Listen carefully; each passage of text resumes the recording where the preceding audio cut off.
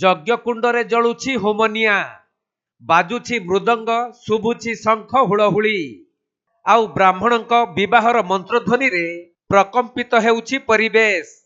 हेले एहा कोनोसी मणिषर विवाह कार्य हेउनाही, बरं देववृक्ष, बरगछ और अश्वत्थ गछर एठारे चलीछि बाहाघर। बरगछ बर साजिथिबा बेले अश्वत्थ गछ कन्या साजिछंती। निमंत्रित अतिथि मानक उपस्थिति रे बहु धूमधाम रे वैदिक रीतिनीति अनुजाई एही विवाह समापन होईछि। तेबे पौराणिक किंवदंती अनुसारे बरगछकु नारायण और अश्वत्थ गछकु लक्ष्मी बोली मानी विभिन्न स्थान रे एही परि पारंपरिक विवाह करा जाई थाए। आज आम 79 अंचलर देव विवाह कार्य संपन्न होईछि। अश्वत्थ वृक्ष एवं बट वृक्षर विवाह कार्य समापन होईछि। एमबी 79 ग्रामर समस्त जनसाधारण एवं समस्त लोकमानंकर सहयोग एवं कन्या पिता एवं बर पितांकर सहयोग रे आज ए अंचलवासी प्रथम थर पाई अश्वत्थ एवं बट वृक्षर विवाह कार्य संपन्न करिसंती। एठारे अनेक श्रद्धालु आसी तांकर ठाकुरंक पाखरे समर्पण भाव सृष्टि करिसंती। विवाह कार्य सुरुखुर रे समापन होईछि। तेबे मालकानगिरी जिला एमभी 79 जलसेचन कॉलोनी रे रहिथिबा बरगछ सह अश्वत्थ गछर विवाह होईछि। एथिपई एक विराट पटुआर रे बरयात्री माने बाजा और शंख बजाई नाची नाची आसी पहुंचीथिले।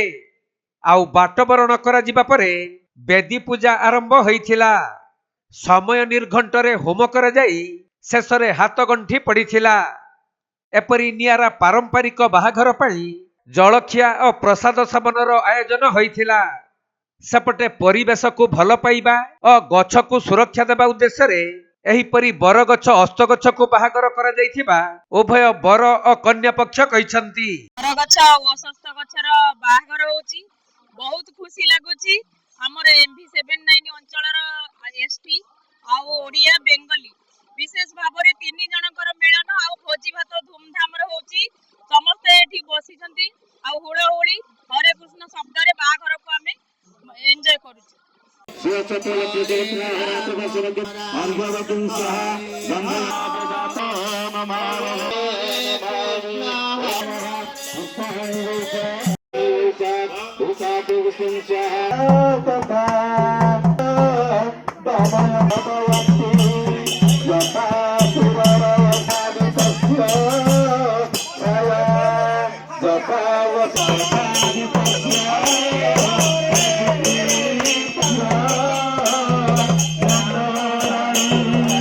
Malkangiri जिल्लारू Santosh Kumar पंडांग report, Konark live.